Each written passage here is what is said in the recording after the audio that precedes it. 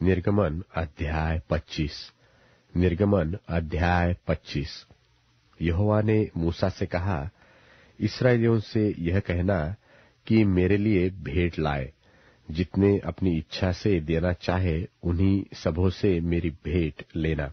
और जिन वस्तुओं की भेंट उनसे लेनी है वे ये है, अर्थात सोना, चांदी, पीतल, नीले, बैंजनी और लाल रंग का कपड़ा, सूक्ष्म सनी का कपड़ा, बकरी का बाल, लाल रंग से रंगी हुई मेंढों की खालें, सुइयों की खालें, बबूल की लकड़ी, उजियाले के लिए तेल, अभिषेक के तेल के लिए और सुगंधित धूप के लिए सुगंध द्रव्य, एपोद और चपरास के लिए सुलेमानी पत्थर और जड़ने के लिए मणि। और वे मेरे लिए एक पवित्र स्थान बनाए कि मैं उनके बीच निवास करूं। जो कुछ मैं तुझे दिखाता हूं, अर्थात निवास स्थान और उसके सब सामान का नमूना, उसी के अनुसार तुम लोग उसे बनाना। बबूल की लकड़ी का एक संदूक बनाया जाए। उसकी लंबाई 2.5 हाथ और चौड़ाई और ऊंचाई 1.5 हाथ की हो, और उसको चोखे सोने के भीतर और बाहर मढ़वाना, और संदूक के ऊपर चारों ओर सोने की बाड़ बनवाना, और सोने के 4 कड़े ढलवाकर उसके चारों पायों पर एक अलंग 2 कड़े और दूसरी अलंग भी 2 कड़े लगवाना। फिर बबूल की लकड़ी के डंडे बनवाना और उन्हें भी सोने से मढ़वाना, और डंडों को संदूक की दोनों अलंगों के कड़ों में डालना, जिससे उनके बल संदूक उठाया जाए। वे डंडे संदूक के कड़ों में लगे रहे और उससे अलग न किए जाए। और जो साक्षी पत्र मैं तुझे दूंगा उसे उसी संदूक में रखना। फिर चोखे सोने का एक प्रायश्चित का ढकना बनवाना। उसकी लंबाई 2.5 हाथ और चौड़ाई 1.5 हाथ की हो, और सोना ढालकर 2 करूब बनवाकर प्रायश्चित के ढकने के दोनों सिरों पर लगवाना। एक करूब तो एक सिरे पर और दूसरा करूब दूसरे सिरे पर लगवाना, और करूबों को और प्रायश्चित के ढकने को एक ही टुकड़े से बनवाकर उसके दोनों सिरों पर लगवाना। और उन करूबों के पंख ऊपर से ऐसे फैले हुए बने कि प्रायश्चित का ढकना उनसे ढपा रहे, और उनके मुख आमने सामने और प्रायश्चित के ढकने की ओर रहे। और प्रायश्चित के ढकने को संदूक के ऊपर लगवाना। और जो साक्षीपत्र मैं तुझे दूंगा उसे संदूक के भीतर रखना, और मैं उसके ऊपर रहकर तुझसे मिला करूंगा। और इस्राएलियों के लिए जितनी आज्ञाएं मुझको तुझे देनी होगी, उन सबों के विषय में मैं प्रायश्चित के ढकने के ऊपर से और उन करूबों के बीच में से जो साक्षीपत्र के संदूक पर होंगे तुझसे वार्तालाप किया करूंगा। फिर बबूल की लकड़ी की एक मेज बनवाना। उसकी लंबाई 2 हाथ और चौड़ाई 1 हाथ और ऊंचाई 1.5 हाथ की हो।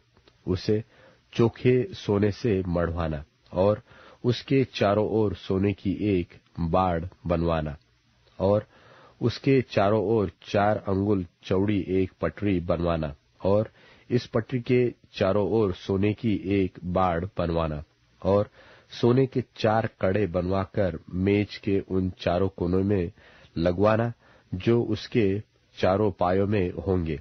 वे कड़े पटरी के पास ही हो, और डंडों के घरों का काम दे कि मेज उन्हीं के बल उठाई जाए।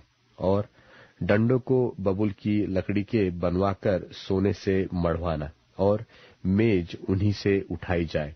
और उसके परात और धूपदान और चमचे और उंडेलने के कटोरे सब चोखे सोने के बनवाना। और मेज पर मेरे आगे भेंट की रोटियां नित्य रखा करना। फिर चोखे सोने की एक दीवट बनवाना। सोना ढलवाकर वह दीवट पाए और डंडी सहित बनाया जाए। उसके पुष्पकोश, गांठ और फूल सब एक ही टुकड़े के बने, और उसकी अलंगों से 6 डालियां निकले, 3 डालियां तो दिवट की एक अलंग से और 3 डालियां उसकी दूसरी अलंग से निकली हुई हो। एक एक डाली में बादाम के फूल के समान 3-3 पुष्पकोश, एक एक गांठ और एक एक फूल हो। दिवट से निकली हुई 6 डालियों का यही आकार या रूप हो, और दिवट की डंडी में बादाम के फूल के समान 4 पुष्पकोण अपनी अपनी गांठ और फूल समेत हो। और दिवट से निकलती हुई 6 डालियों में से 2-2 डालियों के नीचे एक एक गांठ हो, वे दिवट समेत एक ही टुकड़े के बने हुए हो। उनकी गांठें और डालियां सब दिवट समेत एक ही टुकड़े की हो। चोखा सोना ढलवाकर पूरा दिवट एक ही टुकड़े का बनवाना, और 7 दीपक बनवाना, और दीपक जलाए जाए कि वे दिवट के सामने प्रकाश दे, और उसके गुलतराश और गुलदान सब चोखे सोने के हो। वह सब इन समस्त सामान समेत किक्कार भर चोखे सोने का बने, और सावधान रहकर इन सब वस्तुओं को उसके नमूने के समान बनवाना जो तुझे इस पर्वत पर दिखाया गया है।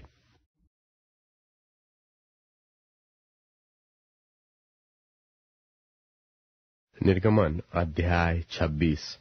निर्गमन अध्याय 26। फिर निवास स्थान के लिए 10 पर्दे बनवाना। इनको बटी हुई सनी वाले और नीले, बैंगनी और लाल रंग के कपड़े का कढ़ाई के काम किए हुए करूबों के साथ बनवाना। एक एक पर्दे की लंबाई 28 हाथ और चौड़ाई 4 हाथ की हो। सब पर्दे एक ही नाप के हो। 5 पर्दे एक दूसरे से जुड़े हुए हो। फिर जो 5 पर्दे रहेंगे वे भी एक दूसरे से जुड़े हुए हो, और जहां ये दोनों पर्दे जोड़े जाए वहां की दोनों छोरों पर नीली नीली फलियां लगवाना। दोनों छोरों में से 50-50 फलियां ऐसे लगवाना कि वे आमने सामने हो, और सोने के 50 अंकड़े बनवाकर और पर्दों के पंखों को अंकड़ों के द्वारा एक दूसरे से ऐसा जुड़वाना कि निवास स्थान मिलकर एक ही हो जाए। फिर निवास के ऊपर तंबू का काम देने के लिए बकरी के बाल के 11 पर्दे बनवाना। एक एक पर्दे की लंबाई 30 हाथ और चौड़ाई 4 हाथ की हो। 11 पर्दे एक ही नाप के हो, और 5 पर्दे अलग और फिर 6 पर्दे अलग जुड़वाना, और 6वें पर्दे को तंबू के सामने मोड़कर दोहरा कर देना। और तू 50 अंकड़े उस पर्दे की छोर में जो बाहर से मिलाया जाएगा, और 85 अंकड़े दूसरी ओर के पर्दे की छोर में जो बाहर से मिलाया जाएगा बनवाना, और पीतल के 50 अंकड़े बनवाना, और अंकड़ों को फलियों में लगाकर तंबू को ऐसा जुड़वाना कि वह मिलकर एक ही हो जाए। और तंबू के पर्दों का लटका हुआ भाग अर्थात जो आधा पट रहेगा वह निवास की पिछली ओर लटका रहे, और तंबू के पर्दों की लंबाई में से हाथ भर इधर और हाथ भर उधर निवास के ढांपने के लिए उसकी दोनों अलंगों पर लटका हुआ रहे। फिर तंबू के लिए लाल रंग से रंगी हुई मेंढों की खालों का एक ओढ़ना और उसके ऊपर सुइयों की खालों का भी एक ओढ़ना बनवाना। फिर निवास को खड़ा करने के लिए बबूल की लकड़ी के तख्ते बनवाना। एक एक तख्ते की लंबाई 10 हाथ और चौड़ाई 1.5 हाथ की हो। एक एक तख्ते में एक दूसरे से जुड़ी हुई 2-2 चूल्हे हो।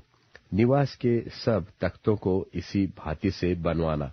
और निवास के लिए जो तख्ते तू बनवाएगा उसमें से 20 तख्ते तो दक्षिण की ओर के लिए हो, और 20 तख्तों के नीचे चांदी की 40 कुर्सियां बनवाना, अर्थात एक एक तख्ते के नीचे उसके चूल्हे के लिए 2-2 कुर्सियां। और निवास की दूसरी अलंग अर्थात उत्तर की ओर 20 तख्ते बनवाना, और उनके लिए चांदी की 40 कुर्सियां बनवाना, अर्थात एक एक तख्ते के नीचे 2-2 कुर्सियां हो।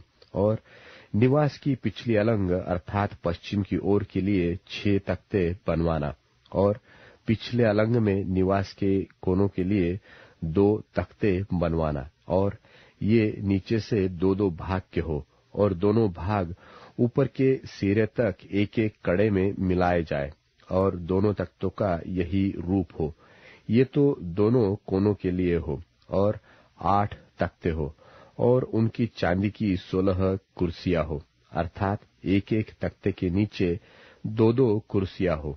फिर बबूल की लकड़ी के बेंडे बनवाना अर्थात निवास की एक अलंग के तख्तों के लिए 5 और निवास की दूसरी अलंग के तख्तों के लिए 5 बेंडे और निवास की जो अलंग पश्चिम की ओर पिछले भाग में होगी उसके लिए 5 बेंडे बनवाना और बीच वाला बेंडा जो तख्तों के मध्य में होगा वह तंबू के एक सिरे से दूसरे सिरे तक पहुंचे।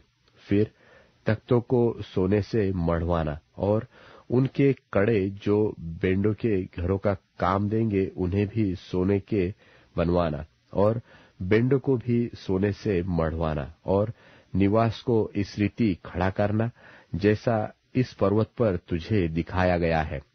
फिर नीले, बैंगनी और लाल रंग के और पटी हुई सूक्ष्म सनी वाले कपड़े का एक बीच वाला पर्दा बनवाना, वह कढ़ाई के काम किए हुए करूबों के साथ बने और उसको सोने से मढ़े हुए बबूल के 4 खंभों पर लटकाना। इनकी अंकड़ियां सोने की हो और ये चांदी की 4 कुर्सियों पर खड़ी रहे और बीच वाले पर्दे को अंकड़ियों के नीचे लटकाकर उसकी आड़ में साक्षी पत्र का संदूक भीतर लिवा ले जाना। सो वह बीच वाला पर्दा तुम्हारे लिए पवित्र स्थान को परम पवित्र स्थान से अलग किए रहे। फिर परम पवित्र स्थान में साक्षी पत्र के संदूक के ऊपर प्रायश्चित के ढकने को रखना और उस पर्दे के बाहर निवास की उत्तर अलंग मेज रखना और उनकी दक्षिण अलंग मेज के सामने दिवट को रखना। फिर तंबू के द्वार के लिए नीले, बैंगनी और लाल रंग के और बटी हुई सूक्ष्म सनी वाले कपड़े का कढ़ाई का काम किया हुआ एक पर्दा बनवाया और इस पर्दे के लिए बबूल के 5 खंबे बनवाना और उनको सोने से मढ़वाना। उनकी कड़ियां सोने की हो और उनके लिए पीतल की 5 कुर्सियां ढलवाकर बनवाना